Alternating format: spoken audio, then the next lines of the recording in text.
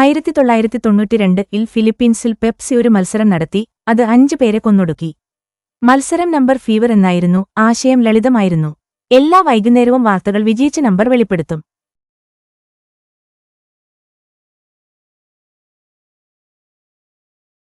ആ നമ്പരുള്ള ഒരു പെപ്സി കുപ്പി തൊപ്പി നിങ്ങളുടെ പക്കലുണ്ടെങ്കിൽ നിങ്ങൾ 1 ദശലക്ഷം പെസോ നേടി. ഇപ്പോൾ 1992-ലെ 1 ദശലക്ഷം പെസോ ശരാശരി ഫിലിപ്പിനോയുടെ ജീവിതത്തെ മാറ്റിമറിച്ചു. അങ്ങനെ ഈ മത്സരം വളരെ ജനപ്രിയമായി.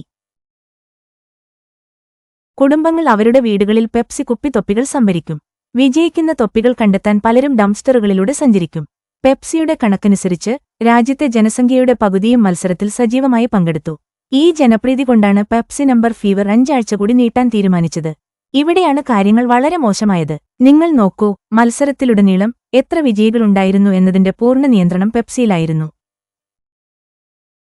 വിജയിക്കുന്ന 2 തൊപ്പികൾ ബോട്ടിലിംഗ് പ്ലാന്റുകളിലേക്ക് വിതയ്ക്കാൻ അവർ ഒരു കമ്പ്യൂട്ടർ പ്രോഗ്രാമിനെ ആശ്രയിച്ചു. 2 വിജയികളായ ക്യാപ്സുകൾ അർത്ഥമാക്കുന്നത് 2 വിജയികൾ മാത്രമേ ഉണ്ടാകൂ. പെപ്സി അവരുടെ ബജറ്റിൽ തന്നെ തുടരും. എന്നാൽ അവർ മത്സരം നീട്ടിയതിനുശേഷം എന്തോ കുഴപ്പം സംഭവിച്ചു. കമ്പ്യൂട്ടർ പ്രോഗ്രാം തകരാറിലായതിനാൽ ചില സംഖ്യകൾ ഇടകലർന്നു. 1992 മെയ് 25 വൈകുന്നേരം 6 മണിക്ക് ചാനൽ 2 ഈവനിംഗ് ന്യൂസ് വിജയിച്ച നമ്പറിലേക്ക് 349 വിളിച്ചു.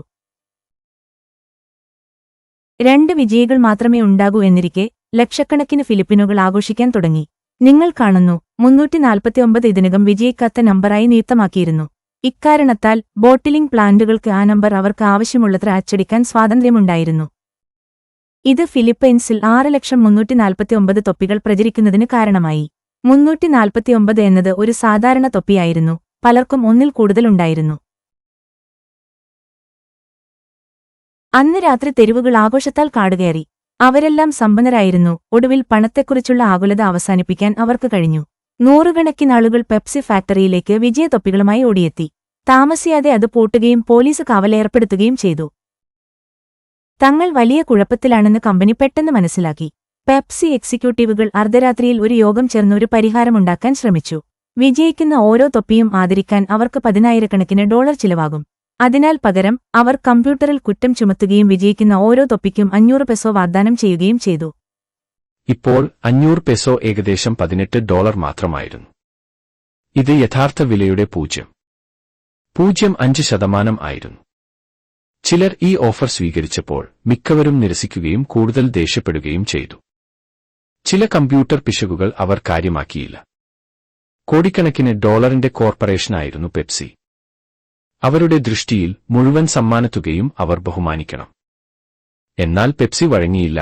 അക്രമാസക്തമായ പ്രതിഷേധങ്ങളും കലാപങ്ങളും പൊട്ടിപ്പുറപ്പെട്ടു. ഒടുവിൽ 5 പേർ കൊല്ലപ്പെടുകയും ഡസൻ പേർക്ക് പരിക്കേൽക്കുകയും ചെയ്തു. 349 വിജയികൾ പെപ്സി ഫാക്ടറികൾ ആക്രമിക്കുകയും മൊളോട്ടോവ് കോക്ടെയിലുകൾ ജനാലകളിലേക്ക് വലിച്ചെറിയുകയും അതുവഴി വന്ന പെപ്സി ട്രക്കുകൾക്ക് നേരെ ബോംബെറിയുകയും ചെയ്തു. അടുത്ത വർഷം രോഷാകുലരായ ജനക്കൂട്ടം പെപ്സിക്കെതിരെ കൂടുതൽ സംഘടിത സമീപനം സ്വീകരിച്ചു. കമ്പനിക്കെതിരെ നിയമനടപടി സ്വീകരിച്ച ഒരു കൂട്ടം വിജയികളാണ് കോയലിഷൻ 349. ഡെൽ ഫിയറോ എന്ന പ്രാദേശിക പ്രസംഗകനെ അവർ തങ്ങളുടെ നേതാവായി തിരഞ്ഞെടുത്തു. $400 മില്യണിലധികം പെപ്സിക്കെതിരെ കേസെടുക്കാനുള്ള ശ്രമത്തിൽ അദ്ദേഹം 349 വിജയികളെ ചുറ്റിപ്പറ്റിയാണ്. ഇപ്പോൾ അരാജകത്വം 1993 വരെ തുടർന്നു. ആ ഘട്ടത്തിൽ കഥയിൽ ഒരു പുതിയ ട്വിസ്റ്റ് പ്രചരിക്കാൻ തുടങ്ങി. സ്വന്തം ട്രക്കുകളിൽ ബോംബെറിഞ്ഞതിന് പെപ്സി എങ്ങനെയെങ്കിലും ഉത്തരവാദിയാണെന്ന് പഴയ പത്രങ്ങളുടെ തലക്കെട്ടുകൾ സൂചിപ്പിച്ചു. ഒരു പോലീസ് ഉദ്യോഗസ്ഥന്റെ മൊഴിയുടെ അടിസ്ഥാനത്തിലാണ് ഈ തലക്കെട്ടുകൾ. കോളിഷൻ 349 തീവ്രവാദികളായി ചിത്രീകരിക്കാനും കോടതിയിൽ അവരുടെ സ്ഥാനം തകർക്കാനും പെപ്സി ഈ ഗ്രൂപ്പുകളിലേക്ക് നുഴഞ്ഞുകയറാനും കലാപം ഉണ്ടാക്കാനും കൂലിപ്പടയാളികളെ നിയമിച്ചതായി അദ്ദേഹം ആരോപിച്ചു. പ്രശ്നമുണ്ടാക്കാനും കുഴപ്പമുണ്ടാക്കാനും പെപ്സി പണം നൽകിയെന്ന് അവകാശപ്പെടുന്ന ആളുകളുടെ കൂടുതൽ തെളിവുകൾ പുറത്തുവന്നു. ഒരു പെപ്സി അഭിഭാഷകൻ ആരോപണങ്ങൾ നിഷേധിച്ചു. അടിസ്ഥാനപരമായി അത് അവസാനിച്ചു. 1993 9 പെപ്സി എക്സിക്യൂട്ടീവുകൾക്ക് കോടതി അറസ്റ്റ് വാറണ്ട് പുറപ്പെടുവിച്ചു. ഇത് കോയലിഷൻ 349 വലിയ വിജയമായിരുന്നു. പക്ഷേ നിർഭാഗ്യവശാൽ ഇത് അവരുടെ മാത്രം വിജയങ്ങളിലൊന്നായിരുന്നു.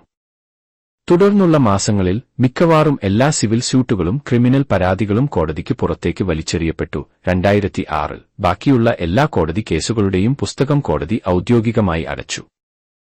നമ്പർ പനി ദുരന്തത്തിൽ പെപ്സി അശ്രദ്ധ കാണിച്ചിട്ടില്ലെന്ന് അവർ കണ്ടെത്തി.